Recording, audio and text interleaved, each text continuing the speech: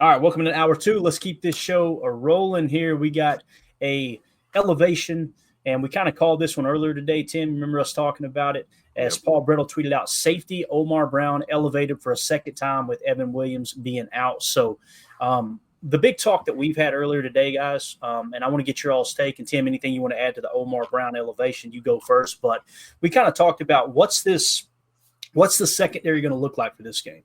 If Javon Bullard plays, are they going to play him in the slot and have Zane Anderson play at safety alongside, Xavier McKinney?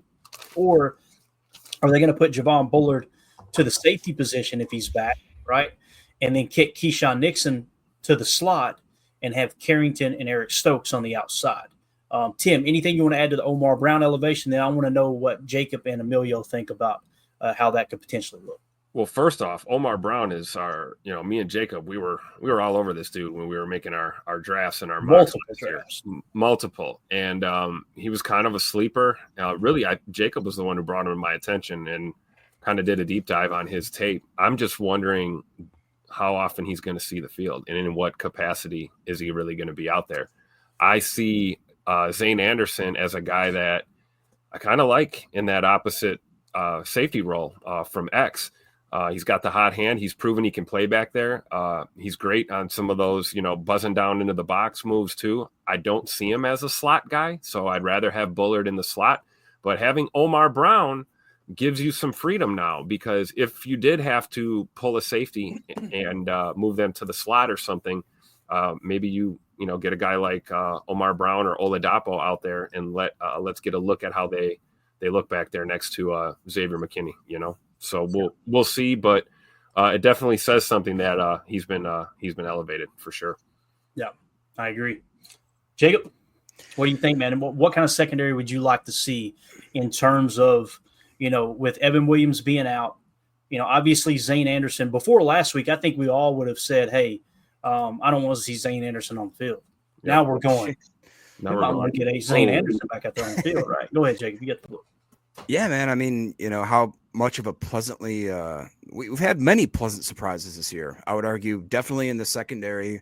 Zane Anderson I did not have that on my bingo card. I don't think any of us did going in. We talked about, obviously, we were Home Depot, Kitan, Oladapo fans all the way through. You guys know how much I love Bullard. I mean, thank you, Emilio. I mean, Bullard to me, and I'll be 100% honest, Bullard has kind of underperformed as far as my expectations. I agree. I'll say that.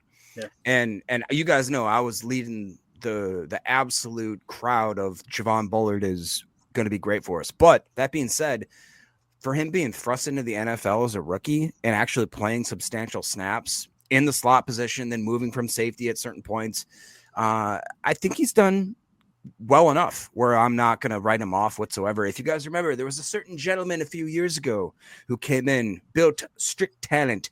Some may call him a human meat missile. The name is Brenton Cox Jr. And he has certainly thick. He's progressed over a certain amount of time. Guys, what we have to think about right now is that our secondary is absolutely humming right now with a lot of rookies. A lot. Okay. Yeah. So second year guys. Yep. And second year guys. Exactly. So as this season progresses, I think that we all talk about Jordan Love getting hot in the back end of the season. Well, how about second year guys on the defense? Even you can talk about the D-line, the linebacker play as well. I mean, we've got some guys that are just getting hot. They're finding their style. So what do you think, Emilio? Yeah, I would say I'm still leaning Bullard drop back and bring out Eric and Valentine. I think that I think they have more faith in the corners. Not that Zane did anything wrong, but he excelled when he got time. But looking back at the stats, yeah, he played all last week. The week before, though, he was only in for those 3 snaps at the end of the game. So I just don't think that they're going to be relying on him to play all those snaps. But I could definitely be wrong. But I wouldn't have a problem with putting Bullard back there because I just want to get him reps, as many reps as we can. He's going to be the future. He's where we're leaning on moving forward. And with Evan out, just give him everything he can. And if he's got to rotate down and then Zane comes in, like we were doing, rotating him in with Evan. Like if Zane wants to take Evan's spot, I wouldn't be completely opposed to that. But I do think that you want to drop Bullard back to where he's kind of comfy back there. Got it. Good deal. Good deal. As we kind of look at the lineup here, we hit on it pretty heavy earlier. I don't want to spend a whole lot of time on it again, but you can kind of see the layout that PFF is showing here in terms of defensive lineup. They're going to have Zane Anderson playing opposite of Xavier McKinney. In our nickel 4-2-5, we'll have Eric Wilson playing the mock wearing the green dot. Edgerrin Cooper, who is now the 6th highest graded linebacker in the league, playing alongside of him. And we know the mock and the wheel is very interchangeable. The big thing is Eric Wilson will be on the field for every defensive snap if he's healthy with the green dot. And then, of course, on the outside, they have Carrington Valentine and Keyshawn Nixon on the outside, both grading out fairly decent at a 65.8 and a 67.7. And then Bullard in the slot there with a 53.7, obviously the lowest grade of the bunch. Here's a question. Would you respond to RJ? Oh, I'm sorry, Tim. Go ahead. Oh, no, go ahead. Go ahead. Hit the comment. Now, RJ McCready, and I look back, he is a Packer fan, so he's not trolling here. He says, humming in response to what I said. He said, Nixon and Stokes are liabilities and will be exposed tomorrow. 100% disagree. I don't agree with that. 100% disagree. Yeah. Liability is like, get this guy off my team. Liability is we've got to allocate more resources to his side to make sure he doesn't get exposed. Right. No one here is saying that Nixon and Carrington Valentine are Pro Bowlers. But what we're saying is they're grading out currently, and again, this is just PFF, they're grading out as the 59th and the 49th best corners in the league. What that tells you is they are legit 2 starting caliber corners. That's compared to everyone else across the league, right? If you're saying they're liabilities, completely disagree too there, Tim. Before the year, I would have said that. And that's what we were talking about with Stokes, right? It was like, hey, man, that's awesome. This guy might actually see the field at some point. And he had the setbacks in the lineup, out of the lineup, right? Then he comes back and it's like, all right, can you just not be a liability? Can you just not be an issue for us in this defense? And I think he's done that and maybe even a little more. We talked about the improvement with the tackle grade and things with him. And, even if you see him allow a completion, the tackle's made right away. It doesn't turn into a, yards after the catch situation. So, and Keyshawn, as far as I'm concerned, he's a dog. So I'm not going to even entertain the thought of him being a liability in any fashion whatsoever. He makes our football team better. And I don't know what you're watching if you don't see that. You're seeing 2 game-changing plays, really 3. Strip sack. One of the reasons that the Packers were able to come back on the Vikings and only lose by 2 points after they were getting absolutely boat raced in that first meeting, strip sack, blitz out of the nickel spot, nickel fire with Keyshawn Nixon. This last game, strip sack, nickel fire.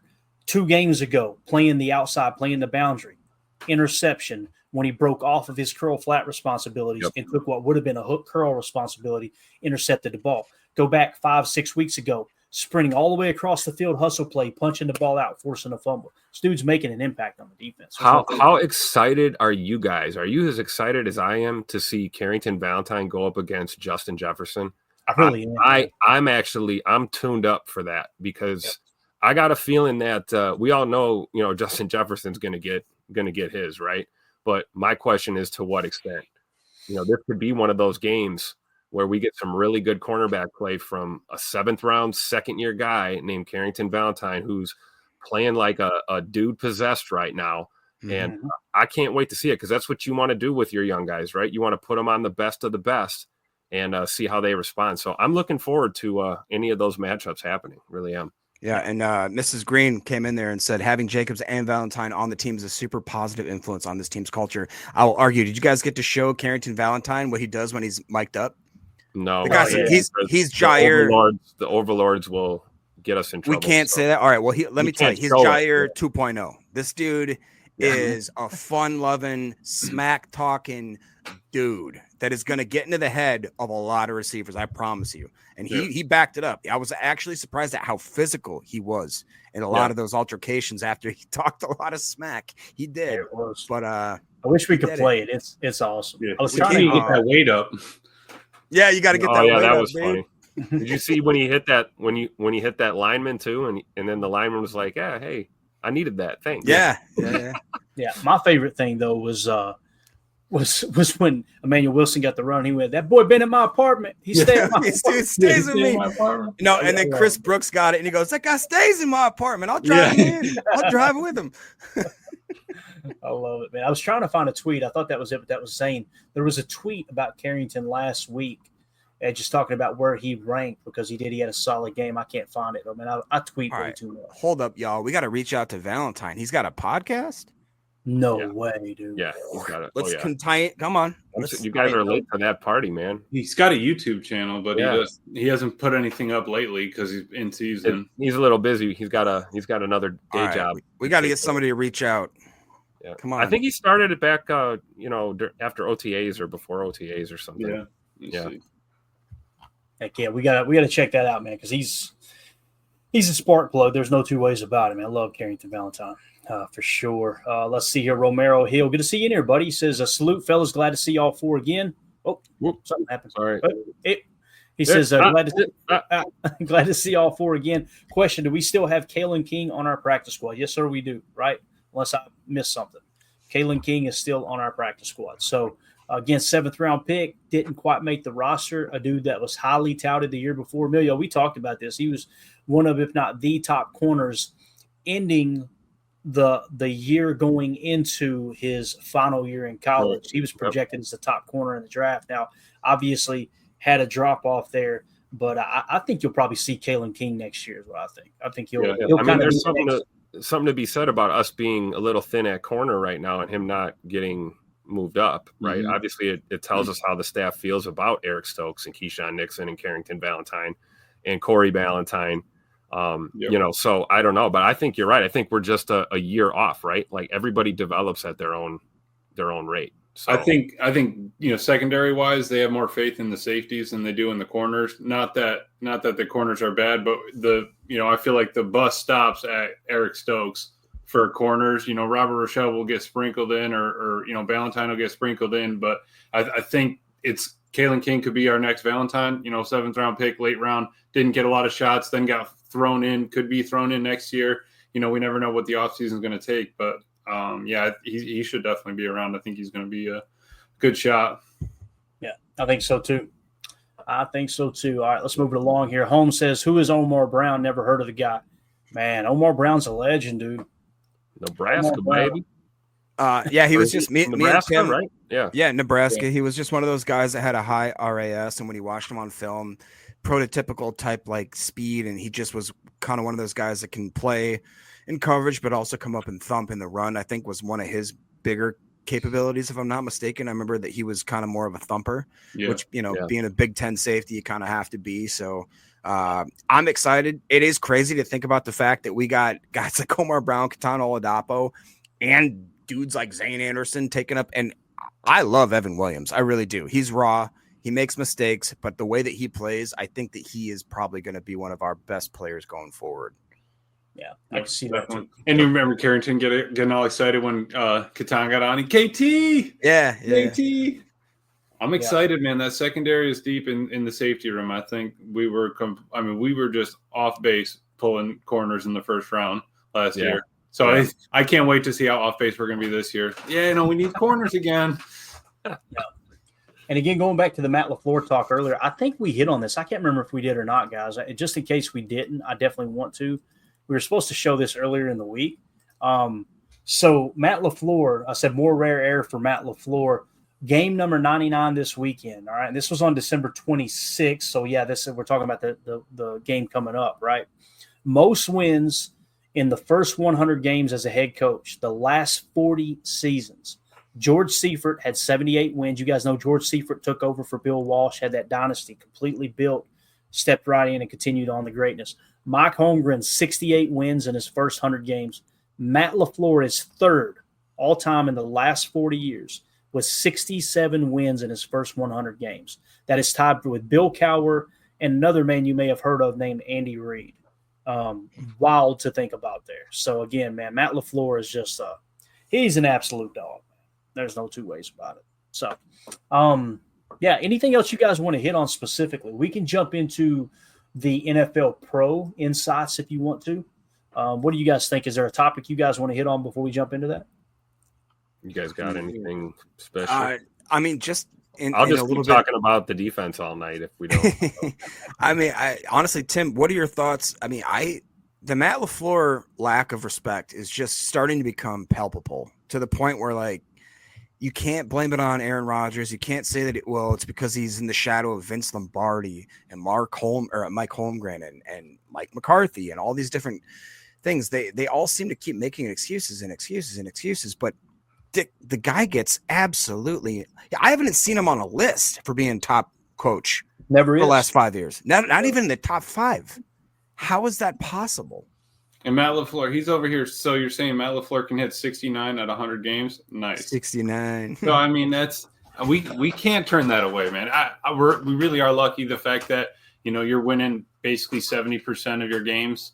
It's crazy. How can you be upset about it? The youngest team in the league 2 years in a row. Are you insane? Taking over a quarterback that's the first year starter that had all the drama in the world. Like how? Mm-hmm. What do they remember? Were they talking like this at the beginning of Mike Holmgren's career? I mean, is that where they were at? I mean, I think just everybody wants to scream a lot today. That's just the problem. That's exactly right. I think it's great. It's a great example of facts don't care about your feelings, right? I mean, the facts are the facts. Look at the numbers. Look what we're doing. They can sleep now, man. The respect's going to come later when we're bringing Lombardi home. That's all I'll say. We'll get it done. It's going to happen. Greg's got a good point. They hate us because they ain't us. I like the accent, so you crushed it. And again, you look at Matt LaFleur all time here. Just in case anybody was wondering, where's he at now on the win-loss percentage? He is currently tied for 8th with Ray Flaherty. Good Lord. The only coaches above him, and Matt LaFleur has a .684 winning percentage. Above him is Ray Flaherty. They're tied. Blanton Collier, Tommy Hewitt, damn right. Nick Sirianni is another one that I don't think he gets the respect he should. I mean, that dude is .697 winning percentage. What else do you expect your head coach to do? George Allen at .712, Vince Lombardi at .738, John Madden at .759, and Guy Chamberlain at .784. And it's worth mentioning that Nick Sirianni's only coached in 66 games. Yes. Tommy Hewitt, back from 1920 to 24, only coached in 56 games. So if you were to do, let's say it's a 100 game minimum, right, which Matt LaFleur is going to surpass here soon, then you would really jump him up to what would would that be, 2 spots? So he would be 7th. No, he'd be 6th all-time winning percentage of coaches with at least 100 games coached in current winning. Probably be top 5 if he gets a win or 2, gets past Flaherty there. That's crazy. That's crazy to think. Top 5 and over 100 games coached. That's consistency too. I mean, we talk about PFF consistency game over game, year after year, what he's built. You go back and watch some of those early press conferences. I'm glad we have Tupac now instead of, fresh and no more aw shucks, Matt. We got Tupac LaFleur, Matt, now. I love it. Exactly right, man. 3 long darts and an attitude to go with it. You know what I'm saying? Ain't playing no games. All right, let's see. Let's go into NFL Pro real quick and just see. I like looking at these from Next Gen Stats. It just kind of gives you some key insights into the game and get you thinking a little bit outside of the box. And I couldn't tell you how many times me and Tim have done this year, and there's been something pop up that we go, "Whoa, didn't know that!" Right? Yep. So let's see if I can zoom in. I don't know if it'll let me. Yeah, this Pro is awesome, man. Yeah, it's freaking unbelievable. Let's start with just a team overview real quick. We're going to be very fast with this. I'll go full screen to make it a little easier here. So Packers offense against the Vikings defense, all right? The Packers offense and overall passing efficiency is 5th.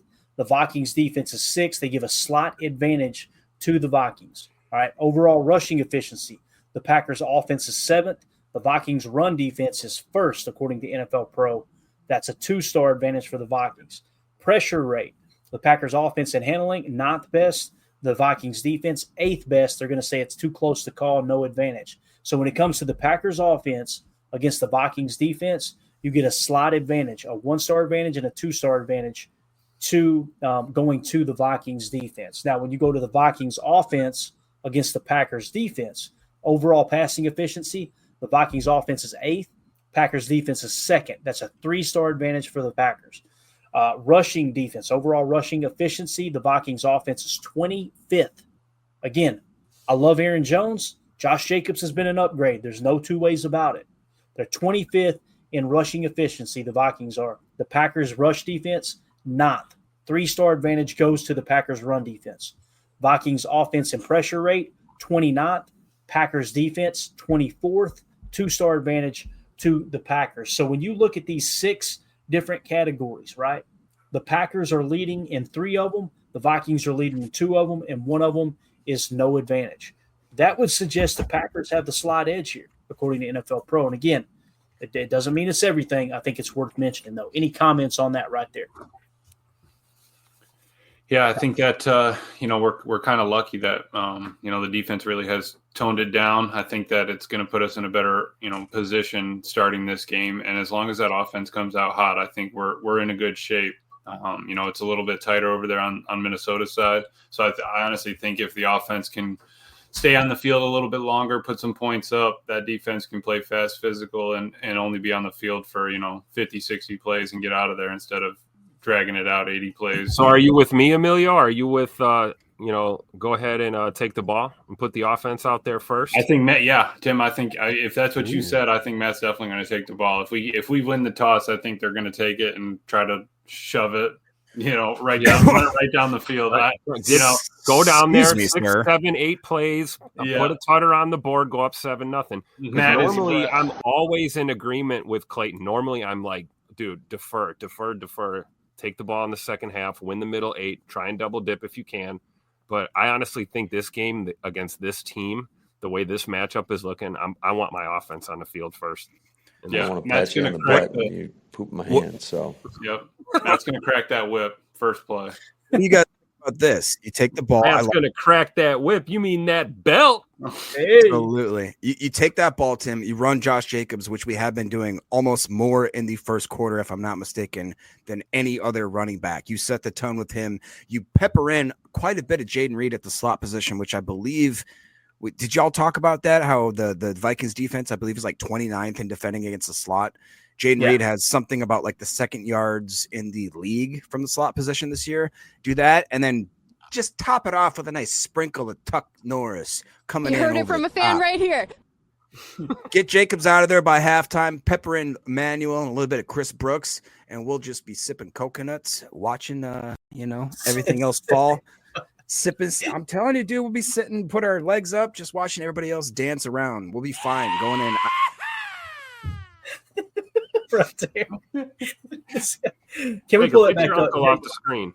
Jacob, have you seen this guy yet? We need to get him on the pod, man. I thought that was a picture of me. You know who he is, Jacob. Have you ever seen this guy? Sponsored by Michelin. Is that my dad? No. I keep talking about the nipple to row ratio. It's not normal. Well, to be fair, though, if you look underneath, I wish I had the John Madden teleprompter. His torso looks like SpongeBob. You'll see right below there that the gate is holding up that gut. He not only rambled, but he rumbled and stumbled. See, now that gut's pushing up there, so it's creating an illusion of more of a six-pack than there is. So you have to take away that lower bar. There's definitely more than a six-pack in there, I'll tell you that. That's a full keg, Tim. He can block. I bet he could block. All right, let's get back to the serious stuff here. We're losing viewers by the second. That's the way that works. The show officially sucks. All right, keep an eye on the chat, too, in case we get a super chat. I have not even looked. So, and Christian did confirm that was him at the game. So, hey, congratulations, Chris. Snap, sorry. Shade in the summer, warmth in the winter, baby. You know what I'm saying? All right, so Packers, Matt LaFleur, 67 wins, tied Hall of Famer Bill Cowher and Andy Reid for the third most wins by any head coach in their first 100 games over the last 40 years. We kind of talked about that. It says Week 17 against the Vikings will be LaFleur's 99th game as the Packers head coach. So, again, we hit on that. We won't rehash it. I think it's awesome that he's getting that national notoriety here on NFL Pro. It's where many people probably got the information, to be honest with you, and then put the screen grab together and all that good stuff. So I'm glad that it's getting circulated for sure. Sam Darnold has a career-high 13 wins, 32 passing touchdowns, and a 105.4 passer rating this season. Darnold had 10 wins and 26 passing touchdowns total as a starter from 2020 to 2023 and 30 starts. That is wild. So listen, KOC can coach up the QBs, boys. There's no two ways about it. We talked about it. Sam Darnold is really good against the rush. Yep. So this is that game. We hit on it, Tim. 4-man rush, get exotic with the front, and always just bring 4. Make sure you're dropping 7 into coverage. Make him think. Make him read pre-snap. Make him read post-snap.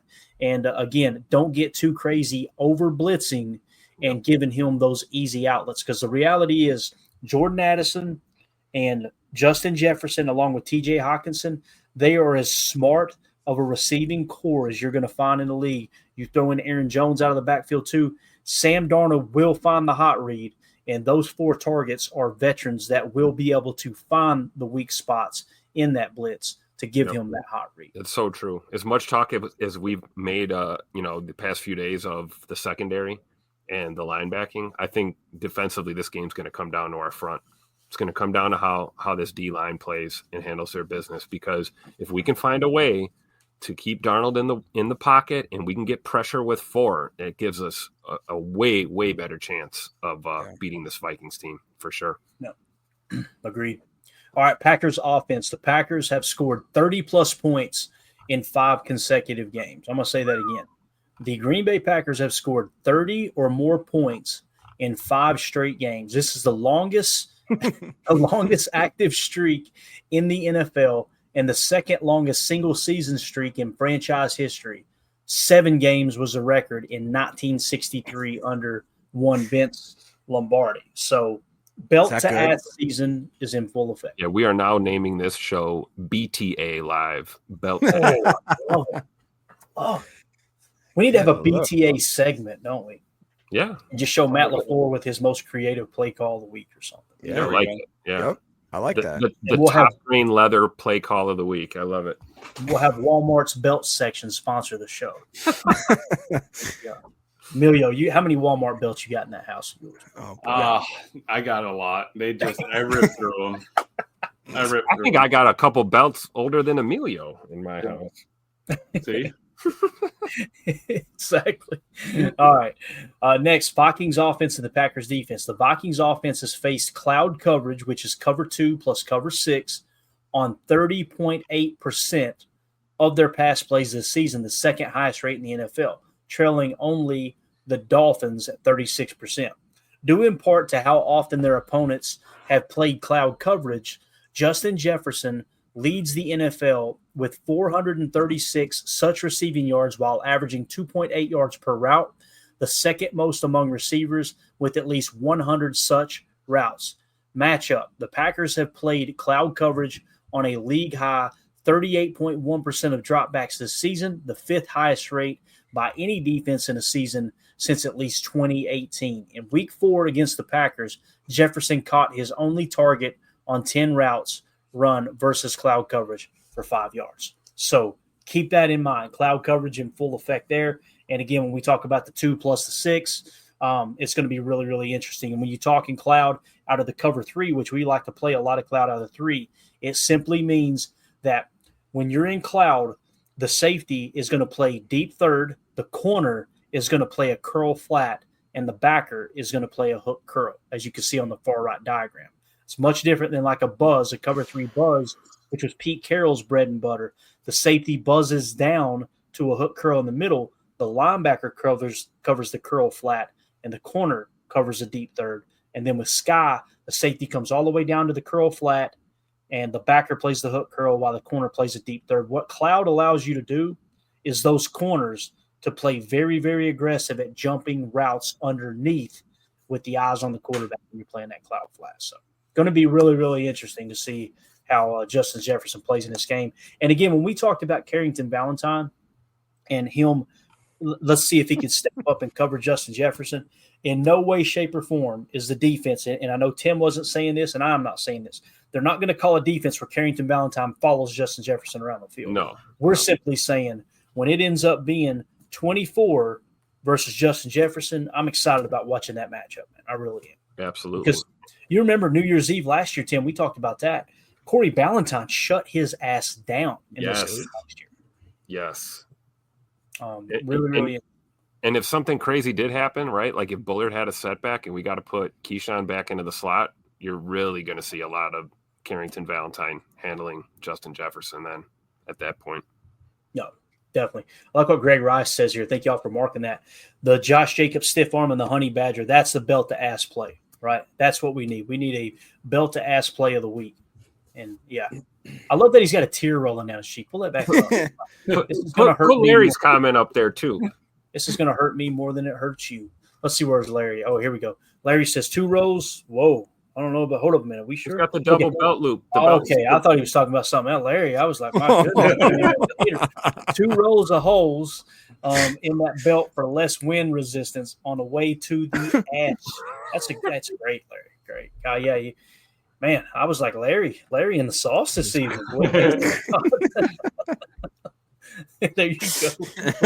That's awesome. Good. Hey, it's just like the old paddles. Did anybody in here other than me go to school when you got paddled?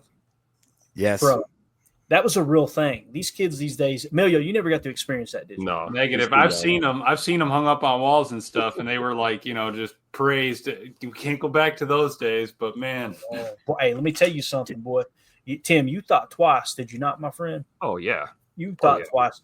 They would ask my mom about the ping pong paddle she used to keep hanging up in the hallway closet, and I used to scratch my head and wonder why we had one because we never had a ping pong table. I was like, why is there holes drilled in that ping pong paddle? I don't get it. Dude, less wind resistance. I used to get the wooden spoon. You know what's worse though is the plastic spoon. It's got a lot of snap.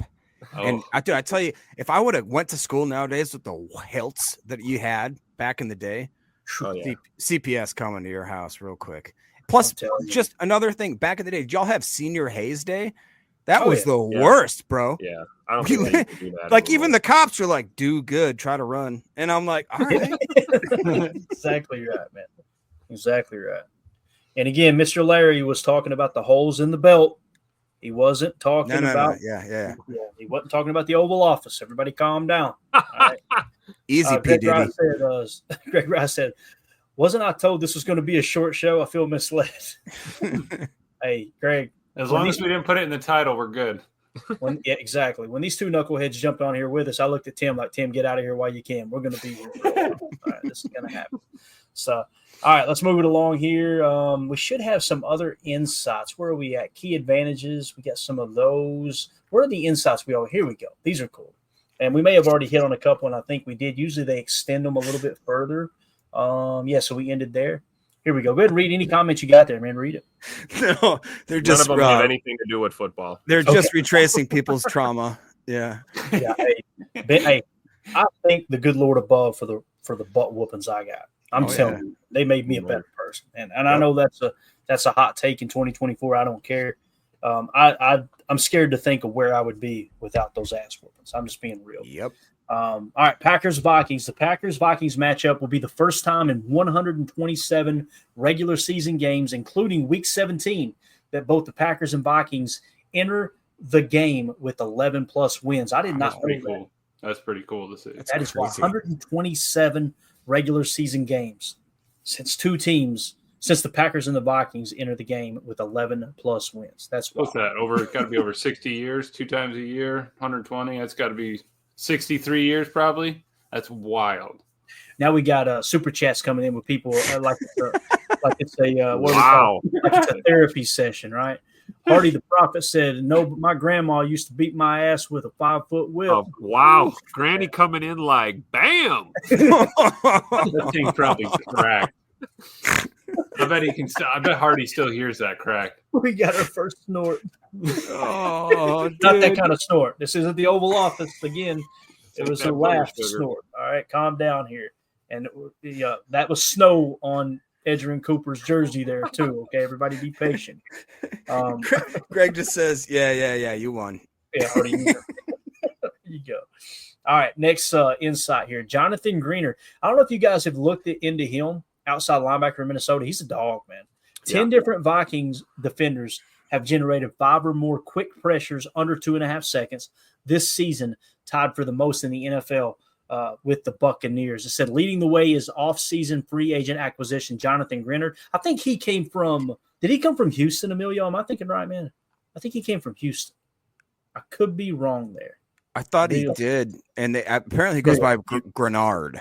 It's not Greenard. It's Grenard. Well, we don't respect people's names who wear purple around here, Jennifer. We'll call them what I want to call them. You understand me? Absolutely. If it is Grenard, I appreciate you correcting that.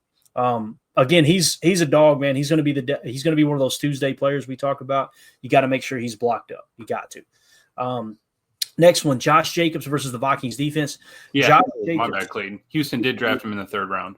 You're okay, right. I was thinking he was one of the guys we had our eyes on. I remember specifically Michael Lombardi talking about as soon as they signed him on his podcast, he was like, "Man, that's a great pickup." Yep. And I kind of rolled my eyes. I'm like, "Is he really that good?" He was.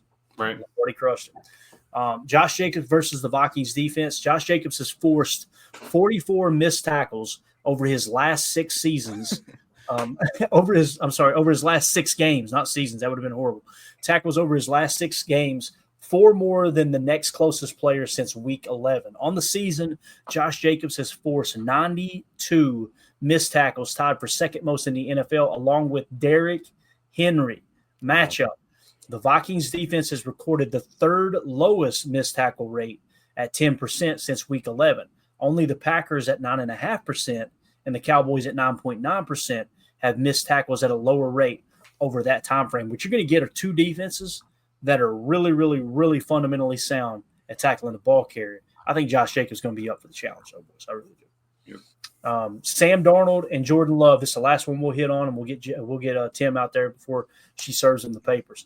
Sam Darnold completed all 6 of his passes against the blitz for 89 yards and a touchdown, 14.8 yards per attempt, while Jordan Love completed 16 of 25 passes against the blitz for 157 yards, a touchdown, and 2 of his 3 total interceptions, 6.3 yards per attempt in week 4. Love was blitzed on 46.4% of his dropbacks, which ranks as his 2nd highest blitz rate faced game this season. Keep in mind, we talked about this, he was coming off of that injury. That was his first game back from that knee injury. Brace, limping around the whole game. Yep. Whole different ball this time. And we asked him to throw the ball 54 times that game. Jesus. And we were so pissed, were we not?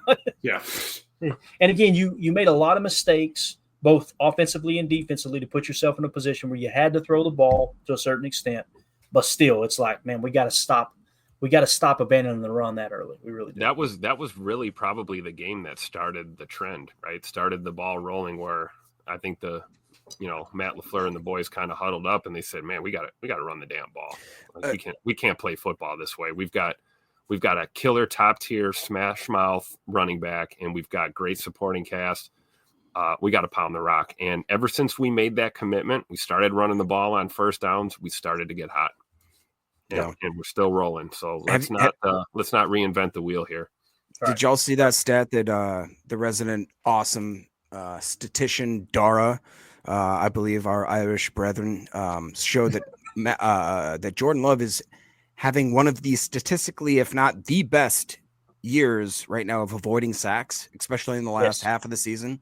To a point where you did. Okay. Yeah. I mean, I'll reread it again real quick so you know exactly what he said here. If I could find it. I know I had it earlier. Here we go. Jordan Love is having the single best season of avoiding sacks in recorded NFL history. Only 7.7 of the pressures on the Packers quarterback result in a sack. That has not been done before. Probably won't be done ever again. That's crazy. That's insane. That's because we got linemen like this guy right here. Right. The nipple to row ratio. All right. Anything else we want to hit on, boys? I think we saved Tim's marriage just in time. Let's get out of it. Amelia, you got anything, man? That body right there is built, not bought. Okay, that's not something you can just go pluck off the shelf. All right. It is built. By the way, we went to just like our O-line, built, not bought. Speaking of building a body like that, we went to Blue Moose today. Ooh. And I got 25 wings. Got about 18 of those left for tomorrow. I was gonna say, I was like, did you down 18 of them? No, I got 18 left for tomorrow. I was we got them primed. We're gonna throw them in the air fryer tomorrow, then hit them with some more sauce. Ball game. All right. I'm not sure if I'm more happy that you have more left or that you only ate 6. Is that what you said? Yeah, it was something like 6, something like that. Cheese curds make my stomach hurt all the time, but I do eat them though. That must have been what he ate before he got to the. You didn't hear the part where there were potato skins on the table. Too. There it is. Okay. All right. And may or may not have helped Mandy eat a couple things. So. Anything else, boys? We good? Go Pack, go, baby. Good. What time are we going live tomorrow, boys? Tim, what time? 2 p.m. Central. Should take us just before kickoff, right? All right. If Tim wasn't here, I would be lost, man. 3:25 Central Time kickoff, so 2 p.m. Central. Let's do it. John in the chat Do it live. John says, great show, guys. Sorry somebody lied to you, John, but we appreciate the kind words. What did Chris say? Christine, quit showing my physique. And Greg confirmed me. His gut is over the handrail. You guys are making, So that's body by biscuits right there.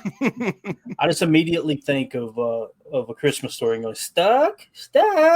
When his tongue got stuck to the pole. You know there was some precipitation on that gut right there, boys. Just saying. All right. That's it. This show sucks. We're out. I ain't saying anything. There we go. Bye, guys.